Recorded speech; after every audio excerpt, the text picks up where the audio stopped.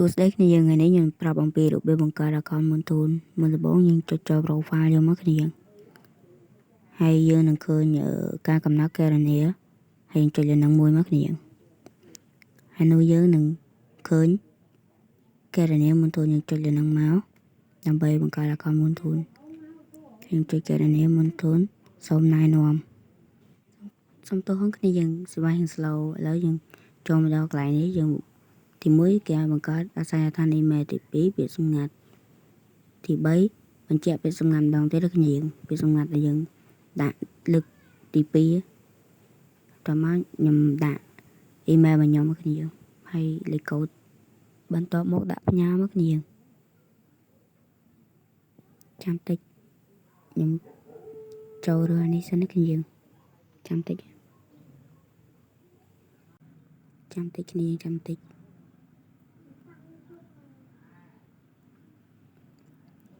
ហើយឃើញបែបហ្នឹងយើងចេញមកមើល email យើងមកគ្នាយើង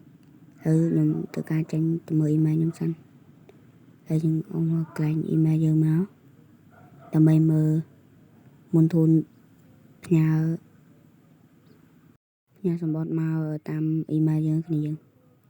ហើយយើងអមមកក្រោមយើងចុចចំកន្លែងអក្សរ Q នឹងមកគ្នាយើង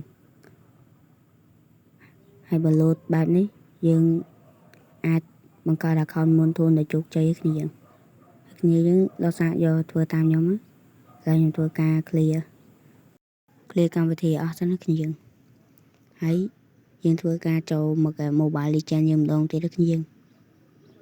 ដើម្បីចូលទៅមើលក្នុង profile ចូលកន្លែងការកំណត់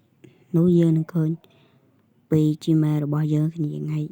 យើងចូល claim ហើយគ្នាយើងធ្វើបានជួយ comment ប្រាប់ខ្ញុំអ្នកមួយហងគ្នាយើងហើយជួយគ្រប់គ្រងជួយ like ជួយ share ខ្ញុំម្នាក់មួយផងខ្ញុំទៅបង្កើត page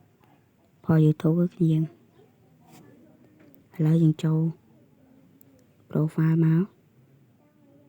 ចាំតិចគ្នាយើងចាំតិចចូលកន្លែង profile មកចូលកន្លែងការកំណត់នេះបង្កើតបានណាគ្នាយើងចុចចាំនឹងមួយមកគេឲ្យអាកាសស្អីគេនោះ200គ្នាយើង